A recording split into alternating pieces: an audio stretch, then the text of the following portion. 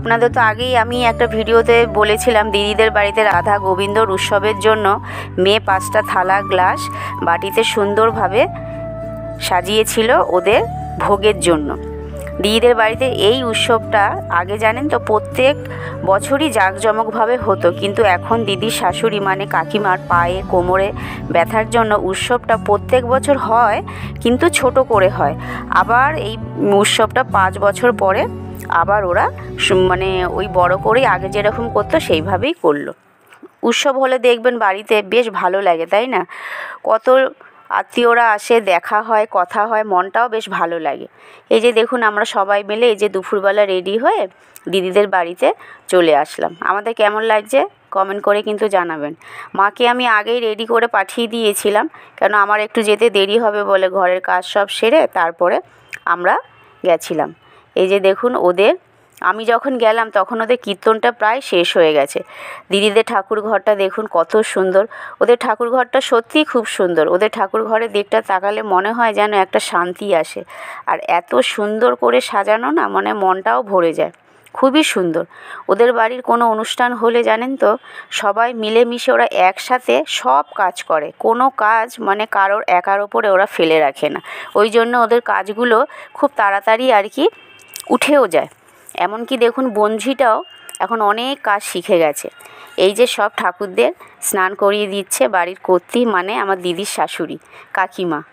এই রাধা গোবিন্দ ওদের হচ্ছে অষ্টধাতুর। এই ঠাকুরদের খুব সেবা করে এই কাকিমাই, হচ্ছে সব কিছু পুজোর যা আছে ঠাকুর ঘরে সবই এই কাকিমাই করে। তারপরে দেখুন পুজোটা হতে হতে সময় মতো কীর্তনটাও হয়ে গেছে। এরপর বাড়ির কর্তা মশাই মানে দিদির শ্বশুর ভোগের থালাটা মাথায় করে নিচের ঘর অবধি নিয়ে আসছিল। ওদের এই জিনিসটা ওরা যখনই ওদের উৎসব হয় ওরা ভোগের থালা কাকিমা নয়তো কাকু বা বঞ্ঝি বা দিদি বা জামাইবাবু ওরা কেউ না কেউ মাথায় করে নিচের দিকে নিয়ে আসে। দেখুন কাকু আসছিল, সেই সময় বঞ্ঝি আবার মাথায় নিয়ে আরেকটা সিঁড়ি অবধি নেমে আসলো। এরপরে আমরা গিয়ে ঠাকুর মন্দিরে নমস্কার করলাম। নমস্কার করে কিছুক্ষণ ওখানে বসে থাকার পর দুপুরে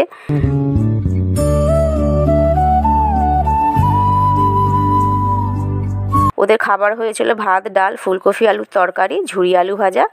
এগুলো আমরা তাড়াতাড়ি করে সেরে নিলাম দুপুরের খাবারটা।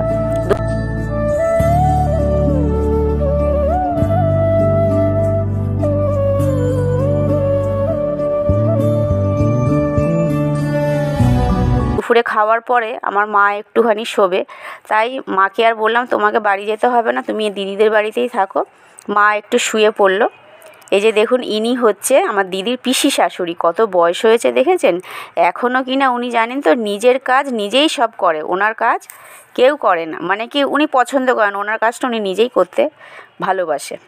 তারপরে আমরা বিকেল 5টার মধ্যে আমি বাড়ি চলে আসলাম। এসে আমিও আমার বাড়িতে সন্ধ্যা দিয়ে একটু চা খেয়ে আবার রেডি হয়ে আমার পাশের বাড়ি কাকিমাকে নিয়ে আমরা আবার বেরিয়ে গেলাম। দিদিদের বাড়িতে আগে যখন এই অনুষ্ঠানটা হতো না তখন দুপুরবেলায় সব লোকজনের খাওয়া দাওয়ার মানে আয়োজন থাকতো, কিন্তু এই বছরটা ওরা হচ্ছে মানে সন্ধেবেলা আর কি খাবার মানে 400 থেকে 450 লোকের আয়োজন করেছে। দুপুরবেলা ছিল 30-40 জনের মতো, কিন্তু বেশি লোকই সন্ধেবেলা। তাই অনেক লোক ওরা বলেছিল। বেশ ভালোই লাগছিল। আমার মেয়েরও 2টো বান্ধবী এসেছিল, ওদের সাথেও বেশ ফটো তুললাম, অনেক ছবি তুলেছি সবার সাথে।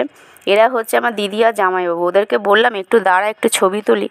আসলে কি হয় জানেন তো, বাড়িতে কোনো অনুষ্ঠান হলে না নিজেদের যেন সময় দেওয়া যায় না, তাই তো।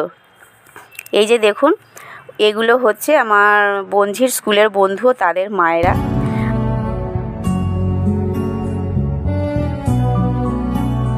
আর ওদের রাতের খাবারে ছিল পোলাও, স্টাফ আলুর দম, পনির, বেগুনি, পায়েস, চাটনি আর পাঁপড়।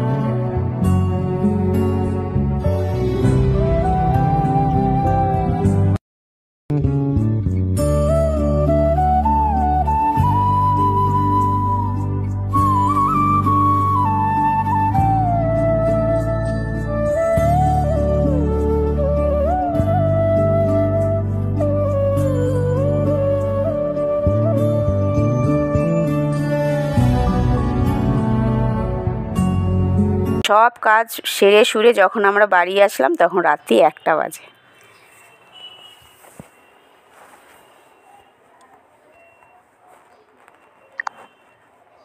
থেকে।